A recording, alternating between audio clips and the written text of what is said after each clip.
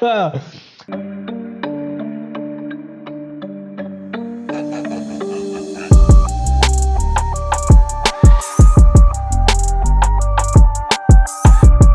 day, beautiful people, and welcome back to yet another episode of Cookup Sundays. Today we will be revealing our pineapple beer. It's been fermenting for 3 days. So this is episode 2 of our pineapple beer experiment. Let's hope it tastes good, and we're gonna do a little bit of a taster and then take it into fermentation stage number 2.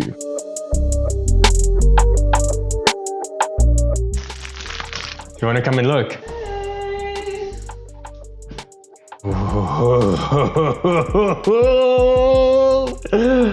Yes, you can smell it, eh? It literally smells like alcohol.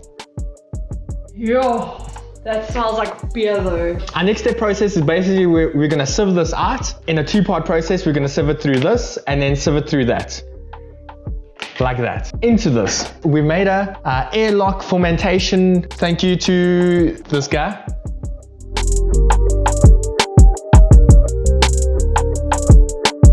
Okay, just a little taste, eh? Yeah. Yo, does have a strong smell though. It does, eh? Give it a taste. Oh, I can already taste that. Yo, my thoughts. It's tasty though. It's not super sweet, it's the perfect amount of sweetness. It's definitely has an alcoholic taste, but not much foam. So I think during this second fermentation process, that's where we'll actually get that proper fizz, like in a beer. Can I just grab another sip from that? Today we're going to be doing the conclusion. I know some of you may be wondering, where's Shimon? Yesterday we decided to finally taste test our beer. Things got interesting. Just take your coffee and go sit. The question on everyone's mind is, does it get you buzzed? Yes. Yes, it does. Now that I've recovered, everything is all good. Okay, so we're gonna pop some of this and we're gonna do a final taste test. Not that we didn't do much of a taste test yesterday, but here we go.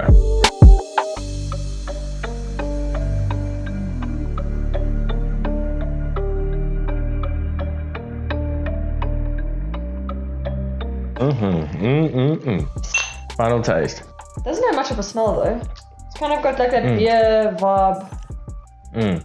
I would agree with that. It has a beerish type of vibe. A little bit sweeter than the beer, not as bitter as a beer. It's got a bit of a fizz, it's got some foam, but definitely it's got a buzz. It kind of reminds me of like a brutal fruit, basically. Because it also, if you obviously leave the bottle or whatever to sit, and obviously all the sediment falls to the bottom, it kind of has that same look as like the brutal fruit, because sometimes they have that like weird murky rim at the bottom. And all the flavors sit at the bottom.